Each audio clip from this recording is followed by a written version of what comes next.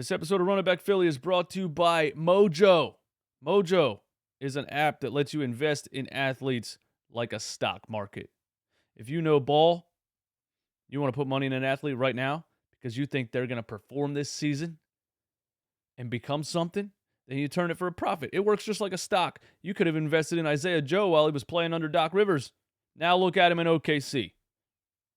You got to get the Mojo app. Make your first deposit. Use the promo code NOINTROS75, and they will give you a $75 deposit bonus. Mojo. Thank you for sponsoring the video. Let's get into the business. Run it back, Philly. No frauds, no fanboys, no intros. Run It Back Nation, what is good? It is your boy DJ Swood. Run It Back Philly, no frauds, no fanboys, no intros. Algo gang, do your thing. Hit the like button on this video. Give me 500 likes.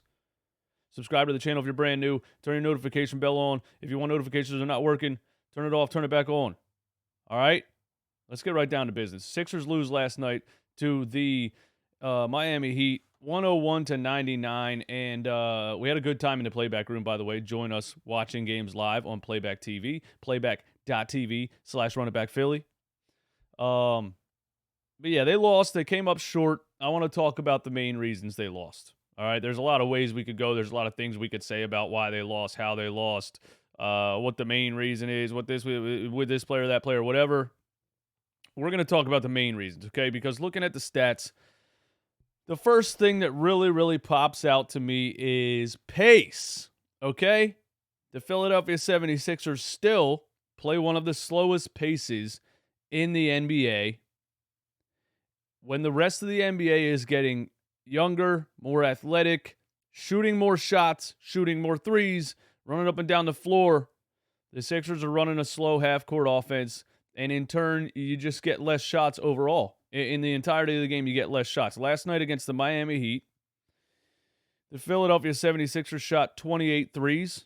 The Miami Heat shot 37 threes. The Miami Heat shot 40.5% from three-point range, 40%, a 9 three-point attempt difference. That equals 11 points. So there's 11 points for you, okay? The Sixers also gave up 11 points in second chance points last night to the Miami Heat. There's a 22-point difference. That decides the game. They gave up 11 offensive rebounds last night. That decides the game. I mean, it's the same issues we've been having with this team all season, and it happened again last night. They play too slow. They can't rebound.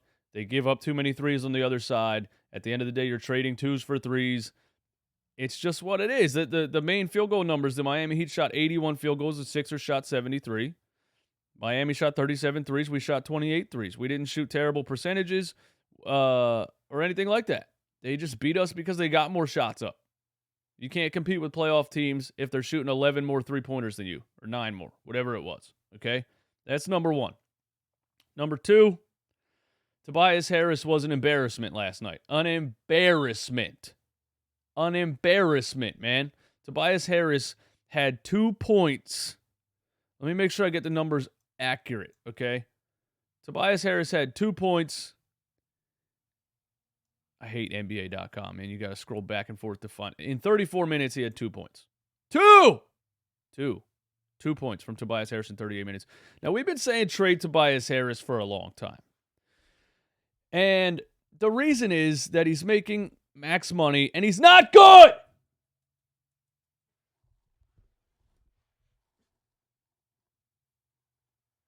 Do you understand what I'm saying here? So many people came at me this season, last season.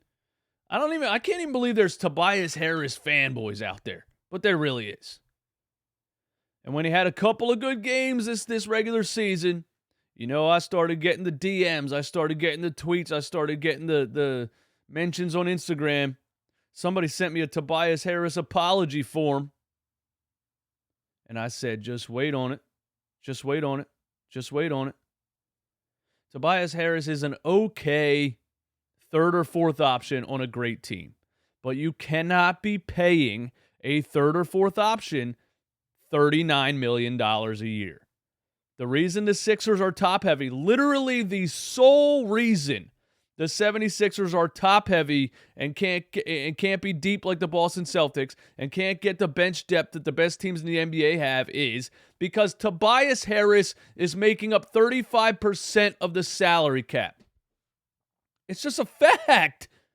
I never said trade Tobias Harris because some other player will fill the role and be better at that role. You trade Tobias because you can get another player who can do that role for way, way, way, way, way less money. And then guess what? You can spend money in other areas of the team. It's not rocket science. For Tobias Harris to be making the money that he's making and to finish a game with 4 field goal attempts and 2 points in 36 minutes is a disgrace and an embarrassment. He's also 6'8", and he had 5 rebounds in 36 minutes. Embarrassment. Not good enough. Not good enough, Tobias. Not good enough. I tagged him on Twitter and said, please get off my team. I would have tagged him on Instagram, but he blocked me last year. Maybe he watches these videos. Tobias Harris, get off my team. Let's continue. Another thing that stands out to me when I look at the stats of this game is Jalen McDaniels. Jalen McDaniels, in just 10 minutes of play, had 4 rebounds and 3 offensive rebounds. I want you to know that Joel Embiid played 33 minutes and had 4 offensive rebounds. We gave up 11 offensive rebounds to the Miami Heat. Our offensive rebounding is horrible. Our defensive rebounding is horrible. In 10 minutes, Jalen McDaniels had 4 rebounds and 3 offensive rebounds. Per 36, that's 16 rebounds. If Jalen McDaniels played starter minutes in this game, not that he would, not that he should really, I'm just putting it in perspective. If he played starter minutes in this game, he'd have 16 rebounds. He would also have 16 fouls. But that's another argument. If you're only going to play the dude 10 minutes, just put him out there and let him foul out. It's not like he's in the final lineup or anything. Can somebody explain to me what George Niang does for him to be the first player off the bench? How are the first 2 people off of your bench when you're playing a team and you're getting out-rebounded the way they were getting out-rebounded in the first half? How is the first 2 players off your bench not Jalen McDaniels and Tyrese Maxey? Shut up!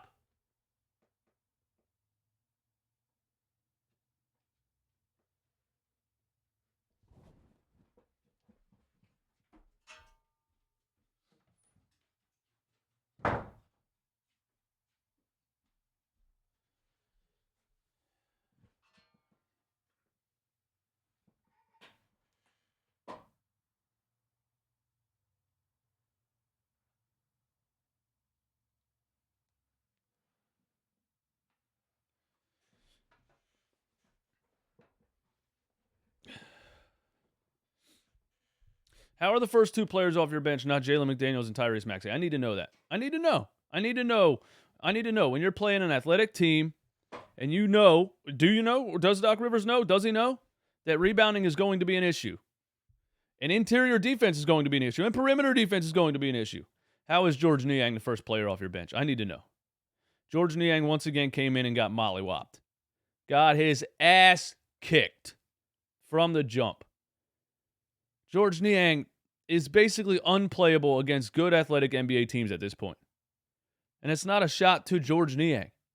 He's just slow and can't jump. You just can't play players in the NBA today who are slow and can't jump. That's the reason Montrezl Harrell no longer gets on the floor. He's slow and he can't jump.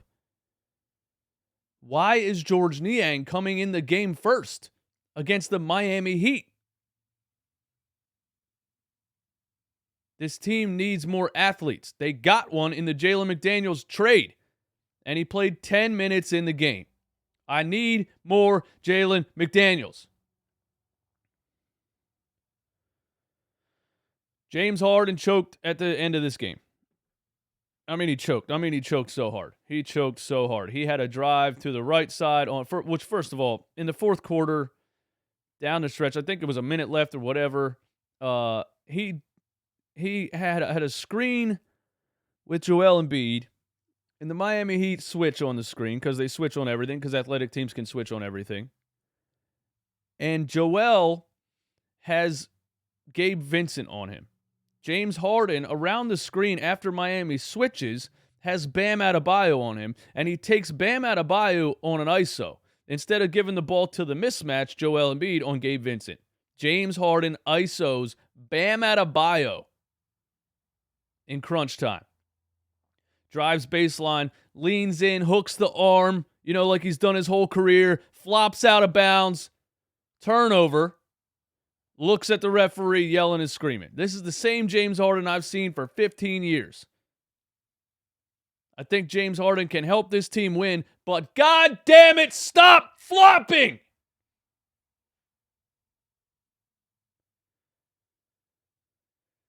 Another possession. James Harden on the other side. Goes all the way to the left side of the court. Drives left. I don't know what he was doing. Does some kind of weird mid-range jumper. Shanks it off the front of the rim.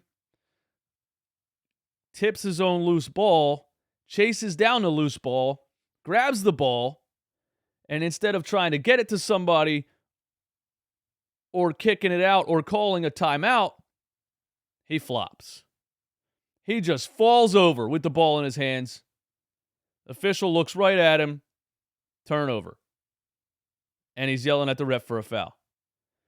James, it is time in your NBA career to stop playing for a whistle. Play the damn game. Stop trying to rely on NBA officials because you've burned bridges your whole career. They're not giving you the fouls anymore. You were shooting 40 free throws in Houston, and the NBA had a meeting and said, how can we get this to stop? Just stop calling it, even if it is a foul. They're just not going to call it because they don't want you to shoot free throws the whole game. You're not going to win a game by throwing yourself out of bounds. Make a play. Pissing me off, man. Now, last thing I want to talk about is Tyrese Maxey. Tyrese Maxey had a better game. He had stints in this game where, he made some runs. He got us some huge buckets that we needed, but there were still moments where his role didn't make sense. Now, we did play him alongside James Harden a lot more in this game, mainly in the third quarter, where he had 13 points alongside James Harden. And I don't know. If I'm not mistaken, I put out a video where I said, don't bench Tyrese Maxey. And my main reason for saying that was all of his success comes of feeding off of a point guard. He is so good next to James Harden. So here's a tweet from my dude Jacob Moreno, who runs Sixers Sixers something on Instagram. Damn, Jacob, I'm sorry, man. I'm sorry. I forgot what it's called, man. I wanted to shout at your Instagram page. But anyway, Tyrese Maxey as a starter this season, beginning of the season before he got the injury, 22 points per game, 4.3 assists per game, 45% from the floor, 39.6% from three, a plus 97 in 22 games. Tyrese Maxey off the bench this season, 15.9 points per game, 2 assists, 45% from the field, 36% from three, a plus 36. I mean, it's basically obvious. As I predicted, wow, what are the odds? DJ Eastwood's right again. Maxey's not a creator. You bring him off the bench with a bunch of garbage players, and he has to try to create his own offense with George Niang and Paul Reed. It's not going to work. Maxey needs to be back in the starting lineup. And this is from JJ Redick on Twitter. Philly's most used five-man lineup right now. PJ Tucker, James Harden, Joel Embiid, Tobias Harris, DeAnthony Melton. DeAnthony Melton was put in the starting lineup for defensive reasons. Apparently, that's what people told me. And it was and moving Maxey to the bench was going to ignite his offense and give him a new role and all of this stuff. It was going to make our bench stronger. Our team was going to be unstoppable. The defensive rating of that unit is 111.6. And for those that don't know, the higher the defensive rating, the worse. That's points per 100 possessions, basically. Essentially, most NBA teams run about 100 possessions a game. You're basically giving up 111 points per game with that lineup. The second most used five-man lineup is Tucker, Harden, Embiid, Harris, Maxey instead of Melton. Before the injury, before he got moved to the bench. The defensive rating is 101.5. The same offensive rating for both lineups, 121.4 and 121.0. So those lineups are the same offensively and better defensively with Maxey in the lineup versus DeAnthony Melton. Why? That's interesting. I don't know why. I have no idea why. I thought DeAnthony Melton was supposed to be this, two-way player and a great defender, and the defense was going to take a ramp up when we put Maxey on the bench and move Melton to the starting lineup. Numbers aren't saying so. Also, the defensive rebound percentage is 9 percentage points better with Maxey as the fifth guy versus Melton. That's interesting. So Maxey's points are down by a lot. His percentages are down by a lot. Everything's down since he moved to the bench. So it's time to switch it back, Doc. Because you saw in the third quarter last night, playing Maxey and Harden together gets the most out of Tyrese Maxey. And then, yes, Shake Milton has to be the backup point guard because Tyrese Maxey's not a point guard, bro. He's a shooting guard. How many times do I have to say this? Anyway, the Sixers lose to the Miami Heat.